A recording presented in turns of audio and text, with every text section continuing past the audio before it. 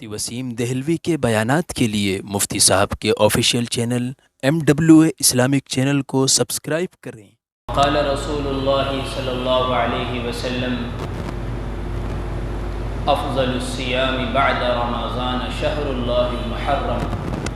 محترم بزرگوں اور نوجوان ساتھیوں، آج جمعہ کا مبارک دن محرم جیسے بابرکت مہینے میں ہمیں نصیب ہوا، اور یہ مہینہ وہ مہینہ ہے کہ جو 4 عظمت والے مہینے بیان کیے گئے قرآن مجید میں، اس میں کا تیسرا مہینہ کہ جس سے پہلے لگاتار 2 مہینے بڑی ہی عظمت اور بابرکت مہینے گزرے ہیں، جس میں سے ایک ذی قعد کا مہینہ تھا، دوسرا حج کا مہینہ، پھر اس کے بعد مسلسل آنے والا تیسرا مہینہ ہے جس کے متعلق قرآن مجید میں یہ حکم دیا گیا کہ ان مہینوں کا احترام کرو، اور فرمایا الذی خلق السماوات والارض منها 4 حرم، کہ جب زمین و آسمان کو پیدا کیا گیا اسی وقت مہینوں کی 12 تعداد کو بھی متعین کیا گیا، اور ان 12 مہینوں میں سے 4 مہینوں کو عظمت اور احترام والا مہینہ قرار دیا، اور پھر ان مہینوں میں اس بات کا حکم دیا کہ آپ آپس میں لڑائی جھگڑوں سے، جنگ وغیرہ سے، قتال سے باز رہیں، دور رہیں، ان مہینوں کا احترام کریں، یعنی عبادت میں گزارنے کی کوشش کریں۔ ساتھ ہی یہ بھی حکم دیا فَلَا تَظْلِمُوا فِيهِنَّ أَنفُسَكُمْ، کہ آپ اپنی جانوں پر ظلم نہ کرو۔ اپنی جان اور اپنے نفس پر ظلم 2 طرح سے ہوتا ہے، ایک یہ کہ انسان گناہ کرتا ہے، گناہ پر گناہ کرتا رہتا ہے، یہ ایسا ہی ہے جیسا کہ وہ اپنی جان پر ظلم کر رہا ہے، تو اپنی جان پر ظلم کرنے سے اس مہینے میں روکا گیا، یعنی گناہوں سے باز رہو، نیک اعمال کرو، گناہ والے کاموں سے دور رہو، اور ساتھ ہی اس بات کی طرف بھی اشارہ ہے کہ ایسے کام کر کے کہ جس سے خود کو نقصان پہنچے آپ اپنی جان پر ظلم نہ کرو۔ جیسا کہ ہم دیکھتے ہیں اس مہینے میں اس کو لوگ غم کا مہینہ کر کے مناتے ہیں، یہ جائز نہیں ہے۔ اسلام کے اندر غم منانا، سوگ منانا عام رشتہ داروں کے لیے 3 دن، اور ایک عورت کے لیے جب اس کا شوہر انتقال کر جائے تو اس کے لیے سوگ منانے کے لیے 4 مہینے 10 دن یہ عدت مقرر کی گئی کہ وہ اتنے دن سوگ منائے گی۔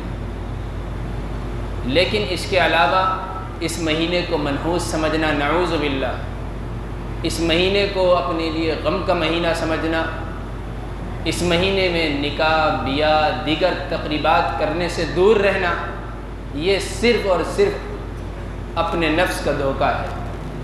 یہ صرف رافضیوں کی، بدعتیوں کی، خرافاتیوں کی، یہ سب منافقوں کی، یہ دشمنان اسلام کی پھیلائی ہوئی بدعات اور خرافات اور ان کی بنائی ہوئی رسومات کا حصہ ہے، ہمیں ان سے باز رہنا چاہیے۔ اب جہاں قرآن مجید یہ ارشاد فرماتا ہے فَلَا تَظْلِمُوا فِيهِنَّ أَنفُسَكُمْ، کہ تم اپنی جانوں پر ظلم مت کرو، کیا مطلب کہ ایک تو گناہ مت کرو، دوسرے یہ کہ محرم کے مہینے میں جس طرح سے ہم دیکھیں تعزیے بناتے ہیں، سینہ کوبی کرتے ہیں، سینے پیٹتے ہیں، گریبان پھاڑتے ہیں، اور کہیں بلیڈ، کہیں کچھ اپنے جسموں پر مارتے ہیں، اس سے قرآن مجید میں روکا گیا کہ اپنی جانوں پر ظلم نہ کرو، اپنے آپ کو نقصان نہ پہنچاؤ گناہ کر کے اور اس طرح سے تکلیف پہنچا کر۔ اس میں وہ بات بھی شامل ہے جس طرح سے بعض لوگ بعض مصیبت اور تکلیف کے وقت میں اپنے آپ کو نقصان پہنچانے کی کوشش کرتے ہیں کہ ذرا زہر پی لیا، یا کوئی اور مصیبت اور تکلیف سر پر حاوی ہوئی تو کوئی اور ایسی چیز، چوہوں کی دوائی، کوئی اور چیز پی کر اپنے آپ کو نقصان پہنچانے کی کوشش کرتے ہیں۔ بعض لوگ خودکشی کرنے کی کوشش کرتے ہیں، یہ حرام ہے اسلام کے۔ اللہ تبارک و تعالیٰ نے یہ ہمیں جسم دیا، یہ زندگی دی، یہ ہمارے پاس امانت ہے، اس کے اندر خیانت کرنا، اپنی مرضی سے اس کو ختم کر دینا اور اس سے چھٹکارا پانا، اس کا اختیار ہم کو نہیں دیا گیا، بلکہ نہ ہم اپنی مرضی سے اس دنیا میں پیدا کیے جاتے ہیں، نہ اپنی مرضی سے اٹھائے جاتے ہیں۔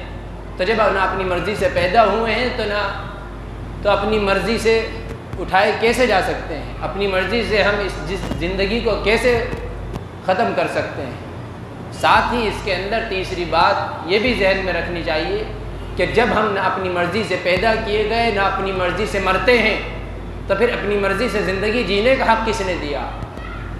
جو آج من مرضی کی زندگی ہم کرتے ہیں، من چاہی زندگی گزارتے ہیں، اس کا اختیار بھی ہمیں نہیں، بلکہ کامیاب وہی شخص ہے جو رب چاہی زندگی گزارے، جیسا رب چاہتا ہے ویسے زندگی گزارے، ویسے ہی کھانا کھائے جیسے رب چاہتا ہے، ویسے ہی پہنے جیسے رب چاہتا ہے، ویسے ہی عبادت کرے جیسے رب چاہتا ہے، ویسے ہی صبح شام گزارے جیسے رب چاہتا ہے، ویسے ہی زندگی کے ایام کو گزارے جیسے رب چاہتا ہے۔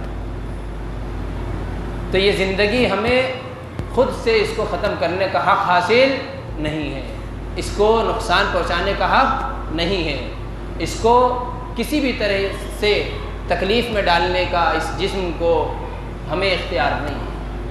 تو اس لیے اس مہینے کے اندر خرافات سے، بدعات سے، رسومات سے اور رافضیوں کی پھیلائی ہوئی خرابیوں سے ہمیں بچنا چاہیے۔ یہ رافضی لوگ منافقین کے نام سے مشہور تھے، لیکن اصلاً یہودی تھے، اور یہ مسلمانوں کا بھیس اختیار کر کے، مسلمانوں کے لبادے کو اوڑھ کر، مسلمانوں کے درمیان گھس کر طرح طرح کی خرافات پھیلاتے تھے۔ اور ابتدائے زمانہ میں جب اسلام پھل پھول رہا تھا، تو اس وقت یہ لوگ آس پاس کے علاقوں میں، عراق، شام، ایران اور ان علاقوں میں نکل کر انہوں نے جو ہے اسلام کو غلط طریقے سے پیش کرنے کی کوشش کی کہ لوگوں کو روکنے سے تو یہ رکنے والے نہیں ہیں، لیکن کم از کم صحیح اسلام یہ نہ حاصل کر پائیں۔ اسی زمانے کی خرافات میں، اسی زمانے کی رسومات میں بہت سی رسومات آتی ہیں۔ ایک قرآن خوانی کی جو رسم جس کو آپ اپناتے ہیں کہ ہمارے ہاں کوئی مرتا ہے تو ہم قرآن خوانی کروانا ضروری سمجھتے ہیں، کوئی نیا مکان لیا قرآن خوانی کروانا ضروری سمجھتے ہیں، کوئی دکان لی تو قرآن خوانی کروانا ضروری سمجھتے ہیں۔ یہ اسی زمانے کی دشمنان اسلام کی خرافات اور بدعات اور رسومات میں سے ہے۔ قرآن کا پڑھنا کوئی غلط نہیں ہے، ثواب کا باعث ہے، رحمت اور برکت کے اترنے کا باعث ہے، لیکن یہ جو آج امت کے اندر مروجہ قرآن خوانی چل رہی ہے، یہ سب بدعات میں سے، اس کا اسلام سے کوئی لینا دینا نہیں۔ اگر یہ صحیح ہوتی، اگر یہ جائز ہوتی تو آپ پہلے علماء کو کرتے ہوئے دیکھتے، اپنے آس پاس کے ائمہ کو اپنے گھروں کے اندر کرتے ہوئے دیکھتے کہ وہ جب گھر لیتے، دکان لیتے۔ آج 14 سال ہونے والے ہیں، ہم نے آج تک ایک بچے کو اپنے گھر لے آ کے نہیں پڑھا، جبکہ ہمیں اختیار ہے، ہم بچوں کو لے آ کے پڑھا سکتے ہیں، ہم ان بچوں پر اختیار رکھتے ہیں۔ ہم چاہیں تو دکان لے تو دکان کی افتتاح کے موقع پر، اوپننگ کے موقع پر ہم لے آ کے پڑھا سکتے ہیں، لیکن آج تک ایک مرتبہ بھی ہم نے ایسا نہیں کیا۔ کیوں؟ اسلام میں اس کی گنجائش ہی نہیں ہے۔ یہ سب اپنے ذہن کے فطور ہے، یہ سب دشمنان اسلام کی پھیلائی ہوئی رسومات ہیں، ہمیں اس سے بچنا چاہیے۔ ان کا جو حربہ تھا، ان کا جو مقصد تھا، وہ اس میں کامیاب ہو گئے کہ آج امت کا ایک بڑا طبقہ قرآن کی تعلیم سے محروم ہے۔ خود سوچیں، آج یہاں پر ہزاروں لوگ موجود ہیں، ان ہزاروں لوگوں میں 5% بھی ایسے نہیں ہو کہ ڈھنگ سے قرآن پڑھنا جانتے ہو، جبکہ اللہ کے نبی صلی اللہ علیہ وسلم نے فرمایا کہ اپنی اولاد کی صحیح تربیت یہ ہے کہ آپ ان کو قرآن کی تعلیم دو۔ سب سے پہلا حق آپ کے اوپر یہ ہے کہ جب وہ سمجھدار ہو جائے قرآن کی تعلیم سے اس کو آشنا کرو۔ کیا آج ہم قرآن پڑھے نہیں؟ کیا ہم قرآن پڑھنا جانتے ہیں؟ اگر جانتے تو خود نہ پڑھتے گھروں کے اندر، کیا ضرورت پڑتی ہے ہمیں بچوں کو بلانے کی مدرسوں سے؟ خود سوچیں، اگر آپ کے بچے ہوں اور پھر ہم نے آج یہ سوچ لیا کہ مدرسوں میں پڑھنے والے طلباء اور طالب علم یہ صرف غریبوں کا حق ہے، دینی تعلیم کا حاصل کرنا ہے۔ آج ہم اپنے آپ کو مالدار سمجھتے ہیں دنیاوی اعتبار سے، اور سوچتے ہیں کہ یہ دینی تعلیم تو صرف غریبوں کا حق ہے، غریب بچے پڑھیں۔ یہ ہر مسلمان کا سب سے پہلا اول ترین حق ہے کہ وہ اس کو حاصل کرے. کل اس کے بارے میں پوچھ ہوگی. نبی رحمت صلی اللہ علیہ وسلم نے فرمایا خیرکم من تعلم القرآن وعلمہ، کہ تم میں بہترین شخص وہی ہے کہ جو قرآن کو سیکھے اور سکھائے. آج ہم قرآن کے سیکھنے اور سکھانے اور اس کے بارے میں فکر کرنے کی کوشش بھی نہیں کرتے. اسی وجہ سے آج ہم علم سے کورے ہیں، دین سے دور ہیں. یہی وجہ ہے کہ آج تمام تر خرافات اور رسومات کو ہم نے اپنایا ہوا ہے. جب ہم قرآن کی تعلیمات لیں گے، قرآن کو سیکھیں گے، قرآن کو سمجھیں گے، ہماری اولادیں علم سے آراستہ ہوں گی، تو یاد رکھیے یہ خرافات، یہ رسومات خود بخود گھروں سے دور ہوتی چلی جائے گی. اور جب تک ہم لکیر کے فقیر بنے رہیں گے، چلو ایسے کام چلا لیں گے، تو یاد رکھیے ہمیں کچھ حاصل ہونے والا نہیں ہے. ہم کسی طرح سے دینی اعتبار سے ترقی نہیں کر سکتے. ہم اللہ تبارک و تعالیٰ کے ہاں کامیاب لوگوں میں شامل نہیں ہو سکتے. آج ہم نے قرآن کو پس پش ڈال دیا، جس کے بارے میں قرآن کہتا ہے ان ھذا القرآن یہدی للتی ہی اقوم، کہ یہ قوموں کی ہدایت کے لیے اتارا گیا ہے. اور اللہ کے نبی صلی اللہ علیہ وسلم فرماتے ہیں کہ یہ قرآن راہ ہدایت ہے، جو اسے اپنائے گا وہ ہدایت والی راہ پر چل پڑے گا، وہ ہدایت یافتہ لوگوں میں شامل ہو جائے گا. تو اس لیے کوئی بھی مہینہ ہو، کوئی بھی موقع ہو، ہم ان مہینوں کے اندر، ان دنوں کے اندر خرافات سے، بدعات سے، رسومات سے اپنے آپ کو بچا کر رکھیں. یاد رکھیے وہ تمام امور، وہ تمام اعمال و افعال جن کی اسلام میں گنجائش اور اجازت نہیں ہے، اگر کوئی اور کر رہا ہے، اس کو آپ دیکھ رہے ہیں، اس میں شریک ہو رہے ہیں، اس پر بھی گناہ ہے اور آپ روک نہیں رہے. جبکہ حکم یہ ہے من رأى منکم منکرا فلیغیرہ بیدہ، کہ اگر آپ کسی غلط کام کو ہوتے ہوئے دیکھیں، کسی منکر کام کو ہوتے ہوئے دیکھیں، کسی گناہ کو ہوتے ہوئے دیکھیں، آپ کے اندر اگر یہ جرأت اور طاقت اور ہمت اور صلاحیت ہے، آپ جا کے اس کو اپنے ہاتھ سے روکیں.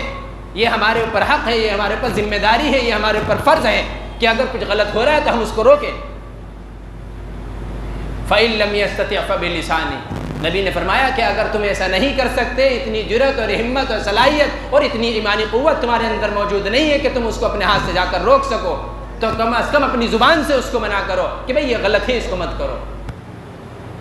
فَإِن لَّمْ يَسْتَطِعْ فَبِقَلْبِهِ وَذَلِكَ أَضْعَفُ الْإِيمَانِ، فرمایا کہ اگر تم زبان سے بھی منع نہیں کر سکتے تو کم از کم اس کو دل میں تو برا سمجھو کہ یہ کام غلط ہو رہا ہے.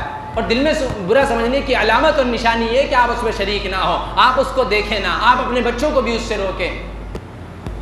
پھر فرمایا وَذَلِكَ أَضْعَفُ الْإِيمَانِ، اور یہ ایمان کی سب سے کمزور علامت ہے، یہ ایمان کا سب سے کمزور درجہ ہے کہ آپ دل میں برا سمجھ رہے ہیں. اور جو دل میں بھی برا نہیں سمجھ رہا کہ ارے ہونے تو کیا ہو رہا ہے، ہمارا کون سا کچھ لے رہے ہیں، ہمارا کون سا کچھ بگاڑ رہے ہیں، تو ایسے شخص کے ایمان کا تو کیا پتہ ہے بھی کہ نہیں ہے، بچے گا بھی کہ نہیں بچے گا. تو اس لیے ان خرافات سے، ان رسومات سے جو کہ ہوتی ہیں، ان سے ہم اپنے آپ کو بچائیں، اپنے بچوں کو بچائیں، اپنی نسلوں کو بچائیں. یہ تعزیہ داری، یہ محرم میں عزت داری، یہ سب کچھ ناجائز اور حرام اور کبیرہ گناہ ہے. ہم حضرت حسین رضی اللہ تعالیٰ عنہ کی شہادت کو مناتے ہیں. یہ شہادت منانے کا اگر حکم ہوتا تو نبی کے زمانے میں ہوتا. نبی پاک صلی اللہ علیہ وسلم کی معیت میں، آپ صلی اللہ علیہ وسلم کی زندگی میں، آپ صلی اللہ علیہ وسلم کی حیات طیبہ کے اندر آپ کی آل میں سے کتنے لوگ شہید ہوئے، کتنے لوگ جو ہے جام شہادت نوش کر گئے. آپ دیکھیں حضرت حمزہ رضی اللہ تعالیٰ عنہ، ان کی شہادت کیسی زبردست شہادت حائلہ تھی، لیکن کیا آپ صلی اللہ علیہ وسلم نے صحابہ کو جمع کیا کہ آؤ قرآن خوانی کرو، یا آئندہ سال آنے پر کیا صحابہ سے کہا کہ تم یادگار مناؤ ہمارے چچا کی؟ کوئی ایسی نظیر نہیں ملتی. ہمارے لیے اگر کوئی آئیڈیل ہے، ہمارے لیے کوئی اگر زندگی گزارنے کے لیے بہترین نمونہ ہے تو وہ نبی پاک صلی اللہ علیہ وسلم ہے. لقد کان لکم فی رسول اللہ اسوۃ حسنہ، آپ صلی اللہ علیہ وسلم کی زندگی میں ہمارے لیے بہترین نمونہ اور بہترین اسوہ موجود ہے. ہم اپنا آئیڈیل، ہم اپنا رہبر، سب کچھ ہم اپنے نبی کو مانیں. اگر ہم دوسروں کی پیروی کر رہے ہیں، ہم دوسروں کے طریقے پر عمل کر رہے ہیں، دوسروں کی طریقے سے، ہم نبی کے ماننے والوں میں شامل نہیں ہوں گے. من تشبہ بقوم فہو منہم، جو جس قوم کی مشابہت اختیار کرے گا وہ انہی میں سے شمار ہوگا، اس کا حشر بھی انہی لوگوں کے ساتھ ہوگا. تو اس لیے محرم میں ہونے والی خرافات سے اپنے آپ کو بچائیں. 72 صحابہ شہید ہو رہے ہیں، 72. حضرت حسین رضی اللہ تعالیٰ عنہ کی اولاد، حضرت علی رضی اللہ تعالیٰ، اتنے بڑے بڑے صحابہ شہید ہوئے. اور آپ دیکھیں پہلی محرم الحرام کو حضرت عمر بن خطاب رضی اللہ تعالیٰ عنہ، امیر المؤمنین، خلیفہ ثانی، 22 لاکھ مربع میل پر حکومت کرنے والے، ایسے انصاف پسند وہ صحابی، ان کی ایسی زبردست شہادت ہو رہی ہے۔ اگر شہادت منانے کا حکم ہوتا تو پہلے ان کی منائی جاتی پہلی محرم کو۔ اس سے پہلے پچھلے مہینے کے آخر میں جو حضرت عثمان غنی رضی اللہ تعالیٰ عنہ کی شہادت کا موقع تھا، منائی جاتی تو اس وقت منائی جاتی۔ لیکن اسلام میں یہ غم کے دن منانے کی، یہ محرم منانے کی، اسی طریقے سے کسی کی وفات منانے کی اجازت نہیں ہے۔ اسی کے اندر وہ بات بھی ذہن میں رکھیں، جیسا کہ ہم تیجا، 10واں، 40واں اور 4 مہینے اور پتہ نہیں کیا کیا کرتے رہتے ہیں، یہ سب بدعت و خرافات ہیں، اس کا اسلام میں کوئی وجود نہیں ہے۔ اس لیے ان تمام کاموں سے ہم اپنے آپ کو بچائیں۔ اگر کچھ کرنے کا ہے تو وہ یہ، نبی رحمت صلی اللہ علیہ وسلم نے فرمایا افضل الصیام بعد رمضان شہر اللہ المحرم، کہ رمضان المبارک کے بعد اگر کوئی افضل ترین روزہ ہے کسی مہینے کا تو وہ محرم کے مہینے کا روزہ۔ آپ کسی بھی دن روزہ رکھیں، دوسرے دنوں میں روزہ رکھنے سے زیادہ اگر ثواب ملے گا تو اس مہینے میں ملے گا۔ پھر 10ویں محرم کا اگر کوئی عمل ہمارے لیے ہو سکتا ہے جو حدیث سے ثابت ہو تو وہ یہ کہ ہم اس دن کا روزہ رکھیں۔ جب آپ صلی اللہ علیہ وسلم ہجرت فرما کر مدینہ طیبہ تشریف لائے اور آپ کو یہ معلوم ہوا کہ یہودی بھی آج کے دن کا روزہ رکھتے ہیں، پھر وجہ معلوم ہوئی تو پتہ چلا حضرت موسیٰ علیہ السلام کی یادگار میں، تو آپ صلی اللہ علیہ وسلم نے فرمایا ان کی یادگار کے ہم زیادہ مستحق ہیں ان کی محبت کے، لہٰذا اگر میں آئندہ سال زندہ رہا تو 2 روزے رکھوں گا۔ نبی نے یہ بات ارشاد فرمائی۔ راوی کہتا ہے کہ آئندہ سال آتے آتے آپ صلی اللہ علیہ وسلم کی وفات ہو گئی، وصال ہو گیا، انتقال فرما گئے۔ تو یہ بات آپ نے ارشاد فرما دی تھی کہ اس موقع پر 2 روزے رکھوں گا، تو یہاں سے علماء نے فرمایا کہ اس موقع سے 2 روزے رکھے جائیں، ایک 9ویں کا رکھ لو، 10ویں کا رکھ لو۔ 10ویں کا اصل روزہ یوم عاشورہ، 10ویں تاریخ، اس کے ساتھ ایک پچھلی تاریخ کا رکھ لو، ایک اگلی تاریخ کا رکھ لو۔ اگر ہو سکے تو 9ویں کا رکھ لو، جو 9ویں کا نہ رکھ سکا 10ویں کے ساتھ 11ویں کا رکھ لو، لیکن 2 روزے رکھیں، کوشش یہی ہو۔ لیکن پھر بھی کوئی بیمار ہو گیا، کوئی عذر پیش آ گیا جس کی وجہ سے صرف وہ 1 روزہ رکھ سکا تو اس میں بھی کوئی حرج کی بات نہیں، کوئی گناہ نہیں، ارادہ 2 کا کرے۔ لیکن کسی عذر کی وجہ سے اگر 2 نہ رکھ سکے پھر بھی آپ کو ثواب مل جائے گا۔ تو اس موقع سے اگر کچھ ہے تو وہ یہ کہ ہم اس دن روزہ رکھیں۔ نمبر 2، کثرت کے ساتھ اللہ کے حضور پیش ہو کر توبہ کریں۔ تیسرے یہ کہ ایک ضعیف روایت میں یہ بھی ملتا ہے کہ ہم اس دن اپنے دسترخوان کو وسیع کریں اور اچھا کھانا اپنے گھر والوں کے لیے بھی تیار کروائیں اور دوسروں کو بھی دعوت دیں۔ تو بس اس کے علاوہ کوئی دوسرا عمل ہم نہ کریں۔ اللہ تبارک و تعالی ہم سب کو کہنے سننے سے زیادہ عمل کی توفیق مرحمت فرمائے۔ وآخر دعوانا الحمدللہ رب العالمین۔